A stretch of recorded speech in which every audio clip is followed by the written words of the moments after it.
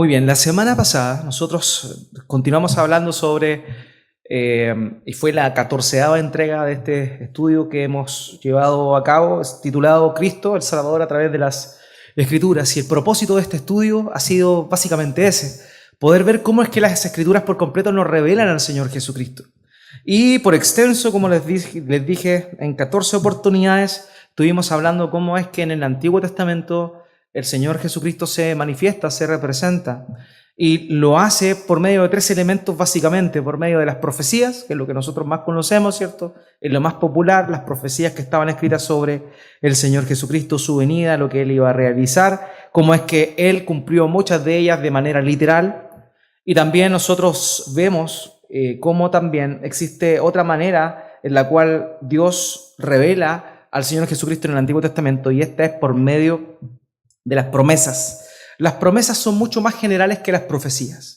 Las profecías son específicas, las profecías apuntan a hechos que se cumplieron al pie de la letra, mientras que las promesas podríamos decir que están dentro del concepto de profecía. La diferencia es que se cumplen de una manera más general y no particular, ¿cierto? Ya hablamos en extenso sobre eso. Pero en lo que nos detuvimos nosotros durante todo ese tiempo fue básicamente en otra forma en la cual se manifiesta el Señor Jesucristo, su persona y su obra en el Antiguo Testamento, y esta fue por medio de las tipologías, de los tipos. Y estuvimos hablando cómo es que en la vida de personas se manifiestan muchos tipos de Cristo.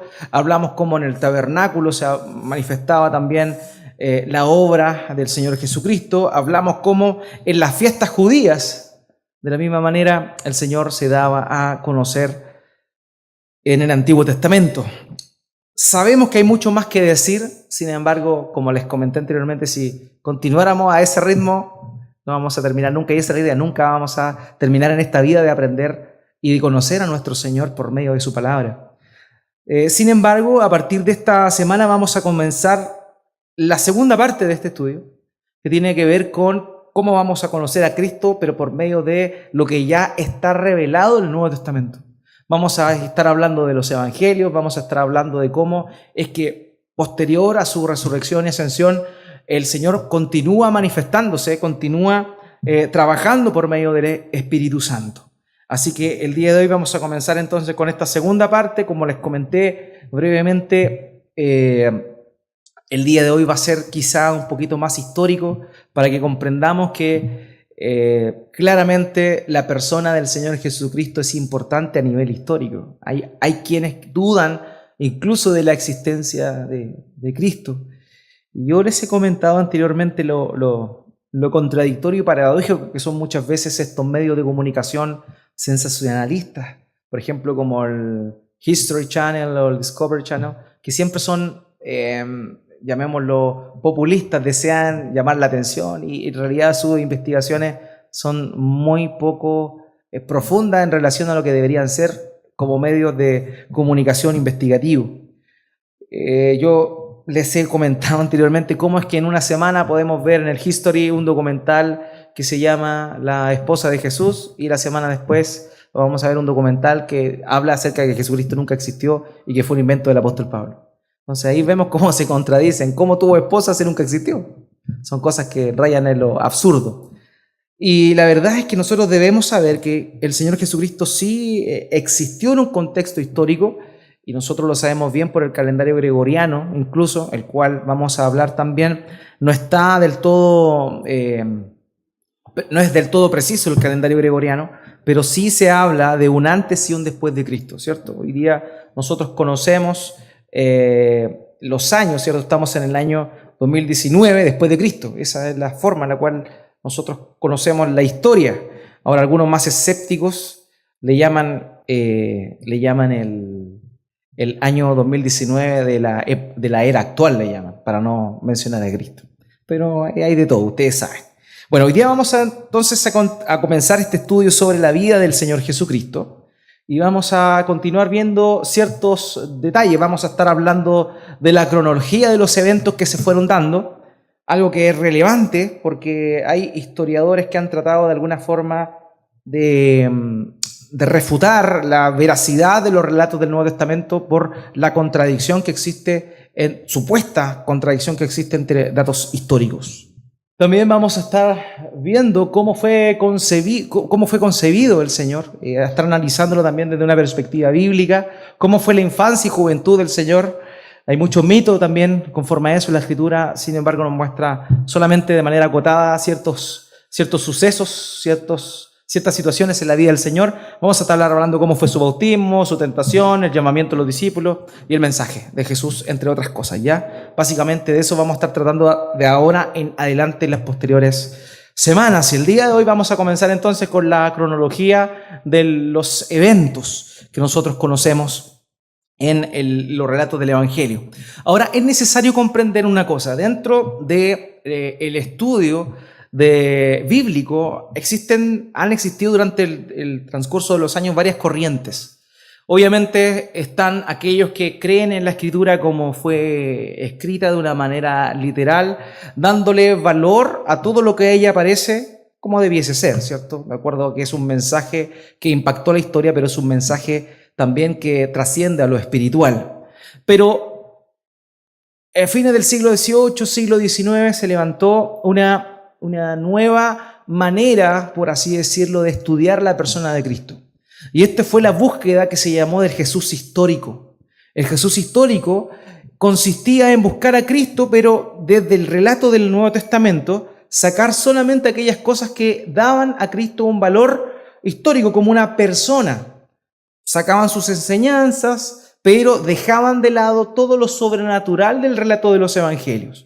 Ellos decían, por ejemplo, que había que dejar de lado la concepción de los milagros de Cristo. Entonces, ¿qué es lo que decían ellos? Decían, bueno, la creación es así, de esta manera, la creación no da lugar a lo milagroso, por tanto, todo lo milagroso que aparece en los relatos del Evangelio básicamente consisten ¿en qué? En mitología, que inventaron los primeros cristianos. Entonces, ¿qué vamos a hacer nosotros? Ese era el pensamiento liberal. Vamos a eliminar todos los acontecimientos milagrosos que aparecen en la vida de Jesús. Vamos a eliminar su nacimiento virginal, vamos a eliminar todos sus milagros de sanación, vamos a eliminar los milagros de multiplicación, como fue los panes y los peces, vamos a eliminar la resurrección y la ascensión de Cristo.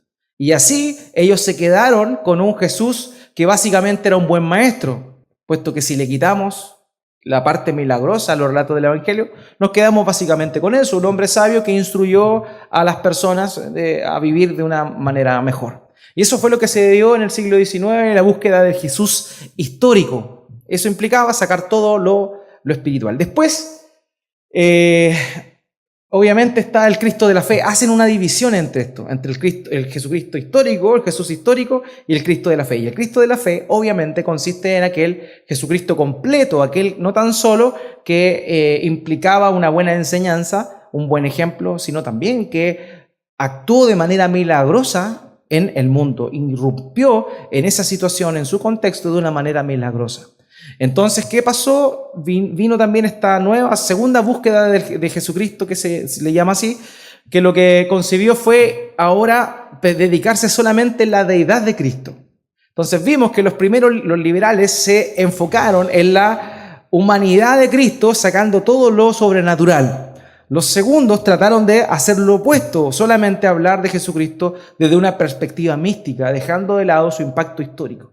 Y ese ha sido el gran problema dentro del estudio de la cristología y de la cristología del Nuevo Testamento, que se han ido a los extremos, mientras que es imposible que nosotros concibamos a un Jesucristo que no es milagroso. Nosotros no podemos concebir un Jesucristo que no es milagroso, ni tampoco podemos concebir un Jesucristo que es solamente una divinidad y que no tiene relación con la humanidad. Y esas eran las dos perspectivas que existían. Por un lado, sacando todo lo divino, y por otro lado, considerando solo divino y nada de humano. Es así, por ejemplo, como en la mitad del siglo I y siglo II comienza a manifestarse esta doctrina del docetismo, que es la que nosotros, cuando estudiamos la primera epístola de Juan, vimos que era la que estaba comenzando a circular dentro de la iglesia, un protognosticismo que se le conoce. Y esto estaba corriendo por la iglesia también. Y posteriormente, siglos después, vuelve a surgir esta misma idea de ver solamente a Cristo como una divinidad que no tiene contacto con la carne. Sin embargo, lo que nosotros vemos en el Nuevo Testamento es la mezcla perfecta en la persona de Cristo.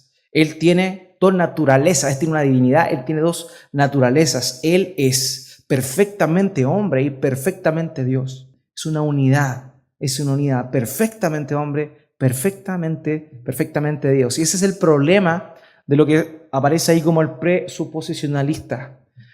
El presuposicionalista es aquel que presupone ciertas cosas a la hora de adentrarse en un estudio.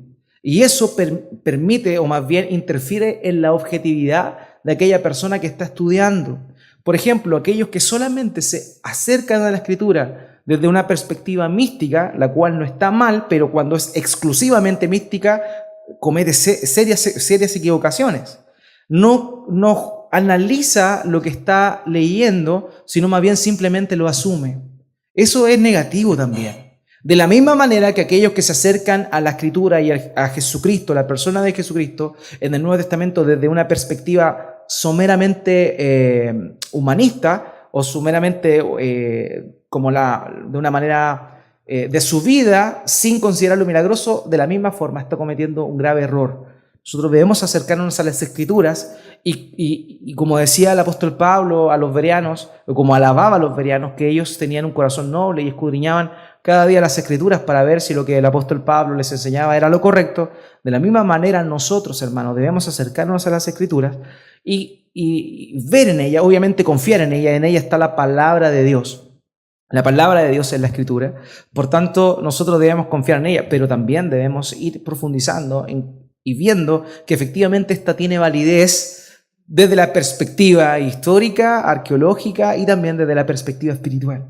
No podemos enajenarnos de alguna de las perspectivas. Debemos ser objetivos y verlo desde la perspectiva crítica. Y crítica no me estoy refiriendo a la crítica de criticar, sino más bien la crítica es un estudio más profundo que busca cuestionar ciertas cosas, pero con un buen propósito, por cierto, ¿ya? Entonces nosotros debemos tener ese deseo de buscar a Cristo en las Escrituras, pero obviamente ir analizando cada una de las cosas en función a la perspectiva divina y humana de nuestro Señor Jesucristo.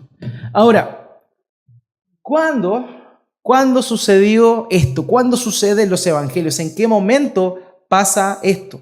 Este es un misterio que muchos autores, muchos eruditos han tratado de descifrar, puesto que algunos piensan que el propósito o la manera en la cual los evangelistas escriben los evangelios de forma cronológica. Pero nosotros vemos, por ejemplo, en el evangelio de Marcos que la manera en la cual Marcos relata el evangelio no es cronológica, sino más bien está enfocada en la obra de Cristo, en primer lugar en Galilea, y termina la segunda mitad del libro con la obra de Cristo en Judea. Entonces, más allá de enfocarse en un orden cronológico, como se sucedieron los eventos, los evangelistas en oportunidades tienen otro propósito más espiritual y teológico, guiado por el Espíritu Santo, más que histórico. Por eso es que en oportunidades usted va a ver un evento en un evangelio que sucede antes de otro, y en otro evangelio usted va a ver que pasa algo después que el evento que sale en el evangelio, llamémoslo paralelo. Ahora, ¿qué quiere decir eso? ¿Que hay una contradicción? No, de ninguna manera. El propósito o la forma en la cual Dios inspiró a estos autores fue hacerlo de esa forma. ¿Por qué? Porque había un sentido más teológico que histórico, ¿ya? Salvo Lucas, que comienza el Evangelio, ¿cierto? Su perspectiva del Evangelio diciendo, oh excelentísimo Teófilo, y empieza a hablar que él había procurado diligentemente ver, revisar y documentarse de todo lo que había acontecido, salvo el testimonio de Lucas, ya que dice que tenía un propósito histórico, entre comillas, y vamos a ver después cuando hablemos de Lucas, que en realidad sí tenía un propósito, quería dar de alguna forma un orden cronológico a ciertas cosas, pero el deseo y la inspiración del Espíritu Santo en muchas oportunidades lo llevaron a hablar de temas más teológicos que históricos, ¿ya? Pero nosotros vemos que los hechos como se van dando en el relato del Evangelio no necesariamente implican un orden cronológico en todos sus discursos o en todas las situaciones, en todos los viajes que tuvo. Por ejemplo, en algunos aparece que él fue y libera a 2 endemoniados. En Mateo dice que habían 2 endemoniados, en Marcos dice que había un solo endemoniado. Entonces, ¿qué pasó ahí? ¿Alguien se equivocó? No, no se equivocaron. Simplemente están viendo la historia desde dos perspectivas distintas. La otra vez yo le comentaba que la forma en la cual se les conoce los evangelios a los primeros 3 evangelios es evangelios sinópticos. ¿Por qué se le llama sinópticos? Básicamente porque son una sinopsis. ¿Qué es una sinopsis? Es una perspectiva de cómo se ven las cosas. Por ejemplo, hay personas que tienen lunares en un lado del rostro. Entonces, cuando alguien está a su mano derecha, ve, ¿cierto?, a la persona y le ve el lunar, pero el que lo está viendo de la mano desde el lado izquierdo no está viendo el lunar que tiene al lado derecho. Están viendo el mismo evento, pero desde ángulos distintos. Por eso es que los relatos en oportunidades son distintos. Eso no implica de ninguna forma que haya contradicción, sino tiene que ver más bien con distintas perspectivas. Por eso se le denominan evangelios sinópticos, ¿ya? Así que eso es relevante comprender. No necesariamente lo que aparece en los relatos de los evangelios son cronológicos. Obviamente la muerte del Señor Jesucristo siempre está al final de todos los evangelios. Y el comienzo de su ministerio también está al inicio. Pero todo lo que sucede entre medio no necesariamente va pasando o sucediendo de una manera cronológica. Ahora, vamos a responder conforme en la Escritura, ¿cuándo fue que nació el Señor Jesucristo? Esto es importante, ¿cierto? Les comentaba recién que la historia se divide en un antes y un después de Cristo. Sin embargo, nosotros vamos a ver ahora que esa cronología no es tan certera. El año 0 no es el año en que Cristo nació, ¿ya? Bueno, dice en Mateo capítulo 2, versículo 1, después de que Jesús nació en Belén de Judea, en tiempos del rey Herodes, llegaron a Jerusalén unos sabios procedentes de Oriente. Esto es relevante, porque aquí nos da el primer elemento para poder situar cronológicamente a nuestro Señor Jesucristo en la historia de la humanidad. Este dato que Mateo está dando es relevante. Él dice que estaba en los días de Herodes. El Herodes al cual se está refiriendo es Herodes el Grande, ¿ya? Herodes el Grande. Después vamos a ver nosotros en Lucas capítulo 1, verso 5, que también repite esta misma idea. Dice, en tiempos de Herodes, rey de Judea, hubo un sacerdote llamado Zacarías, miembro del grupo de Abías, su esposa Elizabeth también era descendiente de Aarón. Ahí nos quedamos con el primer elemento informativo, que es que estaba en el tiempo de Herodes, ¿ya? Nosotros sabemos por el testimonio de Flavio Josefo, quien fue un historiador judío, que en el tiempo de la guerra que Roma tuvo con los judíos, se pasó para el otro bando. Josefo era un judío, pero después le cayó en gracia al emperador Vespasiano, así que pasó al otro bando, y por eso él vio todo lo que aconteció, los castigos que Dios dio a la nación de Israel en el año 70 después de Cristo. Esa es la época en la cual Josefo vivió, pero él no sufrió ese daño, puesto que se cambió de bando, por así decirlo, ¿ya? Así que por eso es que tenemos el testimonio de Josefo. Y Josefo relata que Herodes murió en el año 34 de su reinado, ¿ya? Él murió, ¿ya? Entonces, eso correspondería al año 4 antes de Cristo. En esa época murió Herodes. Entonces ya la cronología no parte del año 0. Porque sí, Jesucristo nació en el tiempo en que Herodes nació, o sea, estaba gobernando. Eso implica necesariamente que nació antes que Herodes muriera. Y el testimonio documentario que existe sobre la muerte de Herodes es que él murió en el 4 antes de Cristo. Por tanto, el Señor Jesucristo nació antes del 4 antes de Cristo, ¿ya? Esos son datos que vamos a estar viendo. Otra cosa que el mismo Flavio Josefo aporta es que esto ocurrió entre el 12 de marzo y el 11 de abril del año 4 antes de Cristo. ¿Por qué? Porque en su relato él dice que Herodes murió antes del eclipse. Y el eclipse solar que se dio en aquel entonces fue en esa época, entre el 11 de abril y el 4, o sea, entre el 12 de marzo y el 11 de abril del año 4 antes de Cristo. Entonces, ya con esos datos históricos nosotros ya podemos empezar a situar en qué fecha aproximadamente nació el Señor Jesucristo, ¿ya? Después tenemos más elementos dentro del mismo relato de la Escritura que nos van a llevar a tener una cronología un poquito más específica. Dice en Lucas capítulo 2, versículo 24, dice esto: también ofrecieron un sacrificio conforme a lo que la ley del Señor dice: un par de tórtolas o 2 pichones de paloma. Aquí nos está hablando de algo importante. Cuando un niño nacía, este tenía que ser presentado, pero después de 21 días, la madre tendría que llegar al templo para ser purificada. Cuando eso ocurría, tenía que presentar una ofrenda, 41 días, perdón. Después del 41 días de que el niño nacía, la madre tenía que presentarse en el templo y para purificarse tenía que dar una ofrenda. La ofrenda que dio María acá dice lo siguiente, que fue un par de tórtolas o 2 pichones de paloma. Cuando nosotros revisamos el Levítico, la ordenanza que Dios dio sobre precisamente esa situación, cuando un niño nacía, la madre tenía que ir a purificarse y tenía que dar un sacrificio.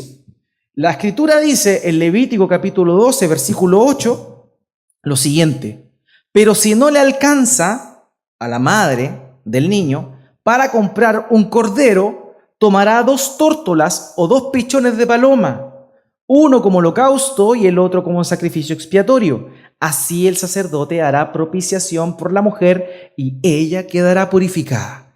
¿Qué implica esto? Que Jesucristo, la madre y el padre de Jesucristo, ¿cierto? José y María en ese momento no tenían riqueza. Por esa razón, ellos dan un par de tórtolas o 2 pichones de paloma, que era el sacrificio que presentaban los que no tenían recursos. Ahora, ¿qué nos dice esto? En primer lugar, claramente que esto de que Jesucristo era rico y que los carpinteros eran los más ricos es una falacia, pero del porte de un buque. Es una mentira, Jesucristo no era rico. Algunos que dicen que él tenía un manto de una sola pieza y eso lo tenían solamente los reyes. Es mentira esa cuestión, ¿ya? Así que no lo engatusen. Pero esto nos muestra todo lo contrario, hermanos. Esto nos muestra que el Señor Jesucristo nació en una humilde condición. Él se despojó de todo para tomar nuestro lugar. Eso es lo primero, es una enseñanza espiritual. Pero por otro lado, dentro de la perspectiva histórica que lo estamos revisando, hay un dato importante.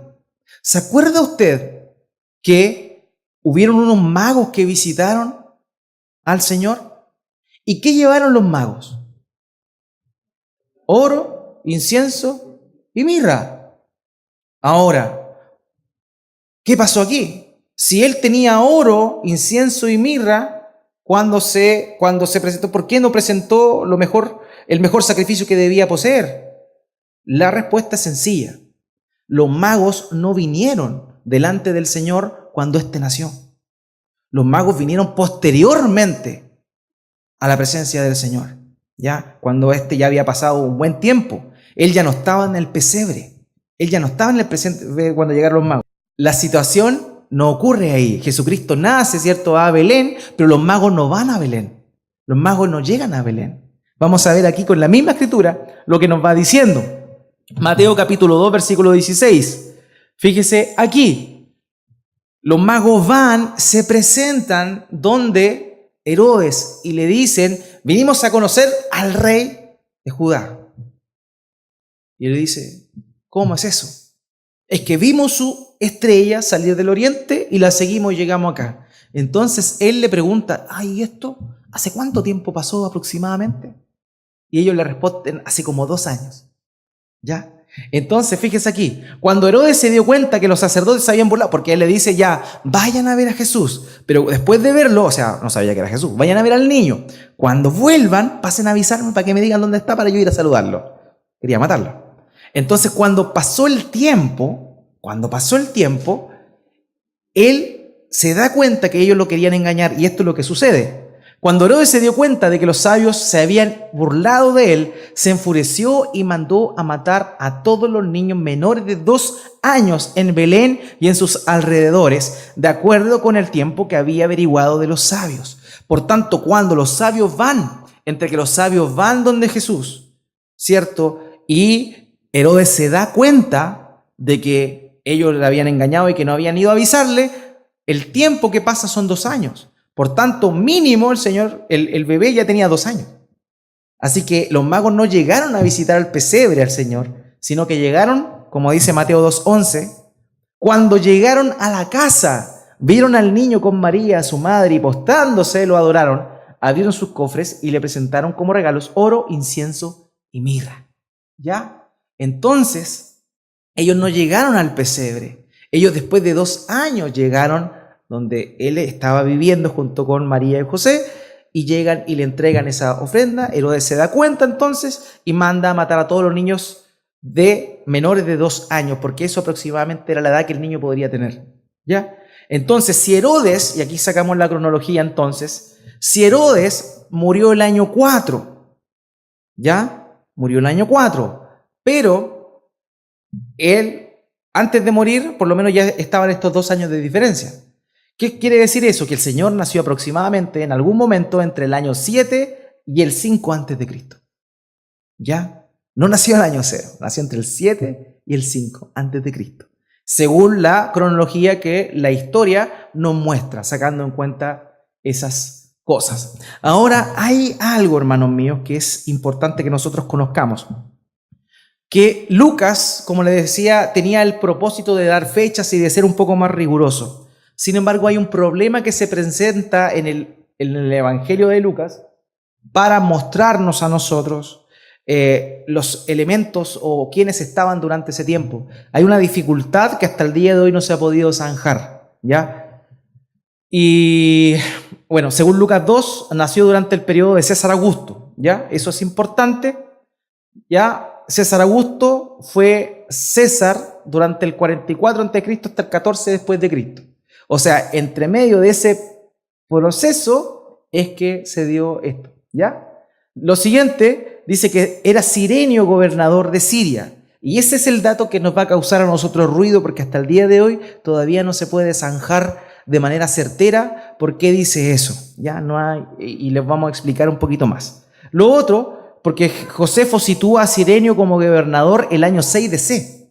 O sea, el 6 después de Cristo.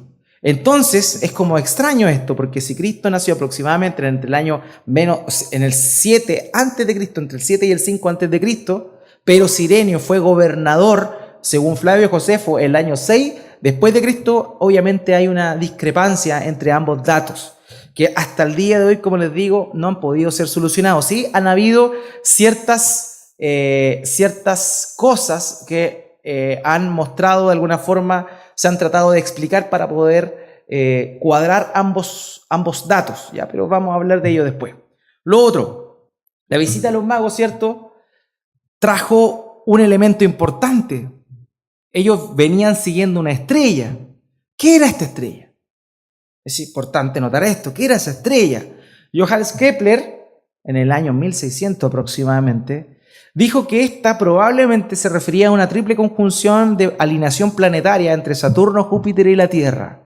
Y eso provocó un efecto que se da solamente cada 805 años. Y él sitúa eso y todo aquello, ¿ya? Eso después, obviamente, con el tiempo fue desmitificado, no era precisamente así, pero por lo menos este hombre, Johannes Kepler, trató de dar esa respuesta.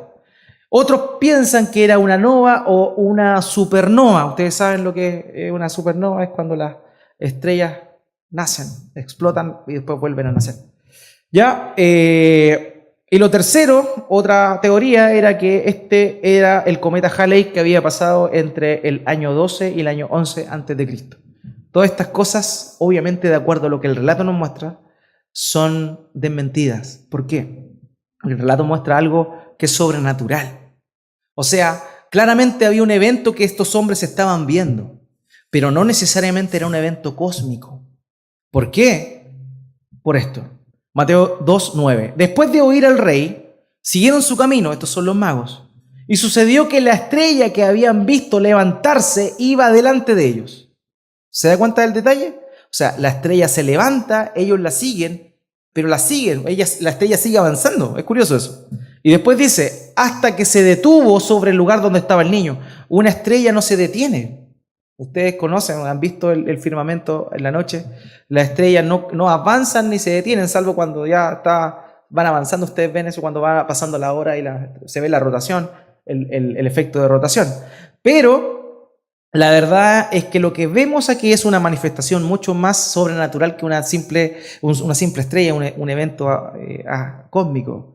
Esto se está refiriendo a algo más espiritual, algo probablemente a la presencia de Dios, probablemente a algo angelical. No sabemos a ciencia cierta a qué se refiere, pero el hecho de que diga que se movía y que se detuvo, claramente nos está hablando de algo más del tipo sobrenatural, ¿ya? Lo otro, otros datos sobre el comienzo del ministerio del Señor Jesucristo importante, dice Lucas 3 del 1 al 2. En el año 15 del reinado de Tiberio César, Poncio Pilato gobernaba la provincia de Judea, Herodes era tetrarca de Galilea, su hermano Felipe en Iturea y Traconite, y Lisanias en Abilene. El sumo sacerdocio lo ejercían Anás y Caifás, y en aquel entonces la palabra de Dios llegó a Juan, hijo de Zacarías, en el desierto. ¿Ya? Sabemos nosotros que el ministerio del Señor Jesucristo comenzó un poquito después del ministerio de Juan el Bautista. Entonces esto nos dice que cuando Cristo comienza su ministerio, estas mismas personas probablemente estaban en sus cargos. O sea, Tiberio César era el emperador, Pilato era el que gobernaba, era el pretor de ahí, ¿ya? Herodes era el tetrarca, Felipe estaba en Iturea, y así sucesivamente, ¿ya? Si nosotros sacamos eso conforme a los datos históricos que se encuentran, llegamos a la siguiente conclusión. Pilato fue gobernador entre el año 26 y el año 36 después de Cristo. Esto nos muestra más o menos entre qué margen de tiempo está el ministerio del Señor. Herodes fue tetrarca entre el año 4 a.C. y el 39 después de Cristo. Felipe fue tetrarca también desde el 4 al 34 después de Cristo. Y Caifás, sumo sacerdote, entre el año 18 al año 36 después de Cristo, y Anás del año 6 al año 14 Anás fue sacerdote antes que Caifás, era el suegro, ¿ya? Ahora, también hay cosas importantes que en la Escritura aparecen que nos podían ayudar más o menos a calcular cuándo comenzó el ministerio del Señor Jesús. Una de esas cosas es lo que sucede ahí en Juan capítulo 2, cuando se dice que el Señor Jesucristo va al templo y dice que ustedes destruyen este templo, yo lo levantaré en 3 días, ¿cierto? Y la respuesta de ellos dicen, ¿pero cómo? Si este templo se demoró tal cantidad de tiempo en ser construido. Entonces, conforme a ese dato, se saca una cronología también. La mención de la construcción del templo en Juan 2:20 hizo al comienzo de su ministerio, probablemente está según Josefo a comienzo, esta obra comenzó entre el año 20 y el 19 a.C. Así, si el año 46 del templo sería el año 28 después de Cristo. ¿Ya? Si sumamos toda esa cronología, de acuerdo a lo que dice Juan 20, que el templo ya tenía 46 años, de acuerdo a lo que dijo Josefo, ¿ya? Esto correspondería al año 28 después de Cristo. O sea, Jesucristo nació aproximadamente entre el 7 y el 5 antes de Cristo, y su ministerio probablemente lo comenzó aproximadamente en el año 28 después de Cristo. Probablemente, estamos solamente de acuerdo a los datos tratando de cuadrar porque la Escritura claramente no nos muestra esos detalles. Ahora, Lucas 3:23 dice que Jesús tenía unos 30 años cuando comenzó su ministerio y era hijo, según se creía, de José, hijo de Elí. Esto es importante. ¿A qué edad comenzó el Señor Jesucristo su ministerio? Aquí Lucas es enfático y no es tajante, no es dogmático. Él no dice recién cumplidos los 30 años. Él dice tenía unos 30 años. Él no especifica verdaderamente a qué edad comenzó su ministerio el Señor Jesús. Normalmente uno tiene la noción de cómo comenzó a los 30 años, ¿cierto? Pero no hay una evidencia que nosotros nos lleve a esa conclusión, ¿ya? Sabemos que aproximadamente tenía unos 30 años. Ahora, ¿por qué Lucas menciona los 30 años? Básicamente hay 2 razones por las cuales Lucas lo menciona. La primera razón es porque recordemos que el Señor Jesucristo es el Mesías y cumplía las esperanzas mesiánicas que Dios había prometido a David. Recordemos que es el hijo de David, el Mesías. Entonces, para hacer un paralelo con David, es que Lucas dice que comienza su ministerio aproximadamente a los 30 años. ¿Por qué? Porque en 2 de Samuel, capítulo 5, versículos 3 al 4, dice lo siguiente sobre el momento en el cual David comenzó a reinar. Fíjese. Así pues, todos los ancianos de Israel fueron a Hebrón para hablar con el rey David. Y allí el rey hizo un pacto con ellos en presencia del Señor. Después de eso, ungieron a David para que fuera rey sobre Israel, sobre todo Israel. Ya había sido rey sobre Hebrón, sobre Judá, pero ahora lo ungieron rey sobre toda la nación. Fíjese lo que dice abajo. David tenía 30 años cuando comenzó a reinar. y reinó 40 años. Entonces, la idea de Lucas es hacer un paralelo entre la esperanza mesiánica del hijo de David, que David comenzó a los 30 años, entonces para hacer el paralelo con el Señor, él menciona que aproximadamente tenía 30 años cuando comienza su ministerio como rey, ¿ya? La segunda razón es porque dentro de la ordenanza que Dios había dado a los levitas, a los sacerdotes, recordemos que Leví tuvo 3 hijos, Coat, Gersón y Merari, y de esos 3 hijos, los descendientes de esos 3 hijos comenzaban a servir en el templo o en el tabernáculo en distintas funciones. Pero la edad en la cual estos sacerdotes, o no sacerdotes, sino tribus consagradas al servicio de Dios comenzaban a servir, eran los 30 años. Como dice ahí, Números 4:3, incluye en él a todos los varones de 30 a 50 años de edad que sean aptos para trabajar en la tienda de reunión. Es decir, entre la edad de los 30 a los 50 años, cualquier descendiente de Leví consagrado para servir al Señor comenzaba su oficio y terminaba su oficio entre los 30 y los 50 años. Entonces, como a esa edad comenzaban a servir, a oficiar también los sacerdotes, es que también Lucas hace ese paralelo entre el reinado de David y también entre el oficio sacerdotal del Señor Jesucristo. Por eso es que Lucas menciona estos 30 años. No sabemos con certeza a qué edad específica, pero más o menos los cálculos se dejan ver de alguna manera. La duración del ministerio del Señor Jesucristo también es algo que hay distintas opiniones, hay datos importantes. Por ejemplo, ninguno de los acontecimientos anuales como la Pascua se menciona 2 veces en ningún relato de los evangelios. En ningún evangelio se mencionan 2 Pascuas, por ejemplo, ¿ya? Entonces, solamente se menciona la última Pascua. Entonces, ¿eso qué da a entender? Da a entender que por lo menos su ministerio duró 1 año, por lo menos. Lo mínimo que duró fue 1 año, porque se menciona un evento como la Pascua y otros tipos de celebraciones, ¿ya?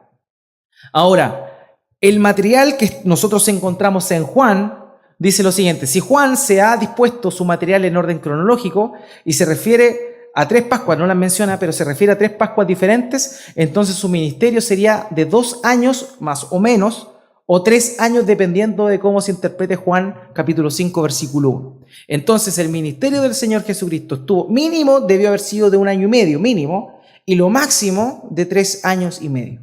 No se sabe con certeza cuándo fue, pero aproximadamente debió haber sido eso, ¿ya? Ahora, la fecha de su muerte también son cosas que no sabemos con precisión, pero que vamos a ir viendo de acuerdo a algunos datos cronológicos que la historia nos aporta. El último año posible para la muerte de Cristo sería el año 36 y 37, porque ese fue el último año del mandato que tuvo Poncio Pilato. Después, en el año 36, a mediados del año 36, Pilato es mandado a llamar de Roma, porque los judíos se quejaron. Roma manda a llamar a Pilato y en el transcurso Pilato muere, lo matan, lo asesinan, ¿ya? Entonces, el último año que reinó Pilato o que fue pretor ahí en esa zona fue en el año 36. Por tanto, el último año posible de la muerte del Señor Jesucristo debió haber sido el 36, ¿ya? Ahí vamos acotando cada vez más la idea.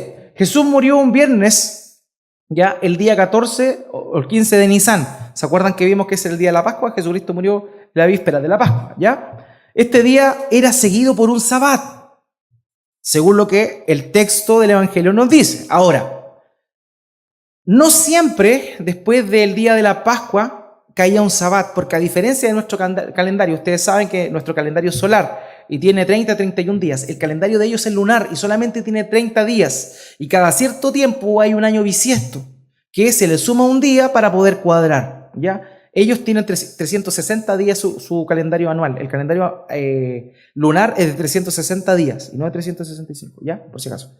Entonces, de acuerdo a eso, no siempre después de la Pascua caía un sabbat. Habían ciertos años que, de acuerdo a la cronología, añadiéndole el día del año bisiesto, el día después de la Pascua caía un sabbat. Y aquí vemos que esos años que se dieron aproximadamente durante esa fecha fueron el 27, el 30, el 33 y el 36.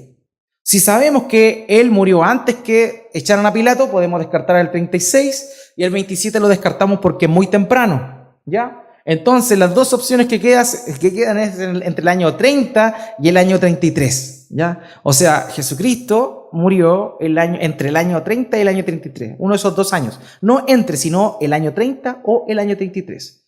Ahora, los estudios dicen que el apóstol Pablo se convirtió en el año 30. ¿Ya? En el año 30. Perdón, el año 33. Si se convirtió el apóstol Pablo en el año 33, claramente el Señor Jesucristo murió antes. Entonces la opción es, por así decirlo, junto con todos los datos históricos que tenemos, que el Señor Jesucristo murió en el año 30 después de Cristo, ¿ya? Y esos son los datos que, juntando la cronología, nosotros llegamos a esa conclusión. Entonces, definitivamente, su nacimiento fue entre el año 7 y el año 5 después de Cristo, antes de Cristo, estaban. Comienza su ministerio entre el 27 y el 28 después de Cristo. La duración de su ministerio es entre 1 año y medio a 3 años y medio, y su crucifixión y resurrección sucede entre el 30 o el 33, pero ya dijimos que más bien, según los datos que tenemos, es el año 30 después de Cristo. Entonces, estos datos, hermanos míos, se los cuento porque es necesario que nosotros veamos que verdaderamente la historia de nuestro Señor Jesucristo está en la historia de la humanidad. No es algo ficticio, no es algo inventado. Todo esto pasó y se dio en un lugar en nuestro tiempo. Es por eso también que nosotros debemos conocerlo y saber que todo esto tiene una explicación y un respaldo histórico y arqueológico que lo sustenta, ¿ya? Así que esa sería esta parte, que sé que quizás es un poco tediosa, son hartos datos, pero que nos van a ayudar más o menos a comprender ciertos elementos, y ya a partir de la otra semana comenzaríamos con el más en detalle de ciertos hitos importantes en la vida de nuestro Señor desde la perspectiva espiritual, bíblica, y cómo eso trasciende también a nuestras vidas. Así que eso sería, hermanos míos, el estudio de hoy.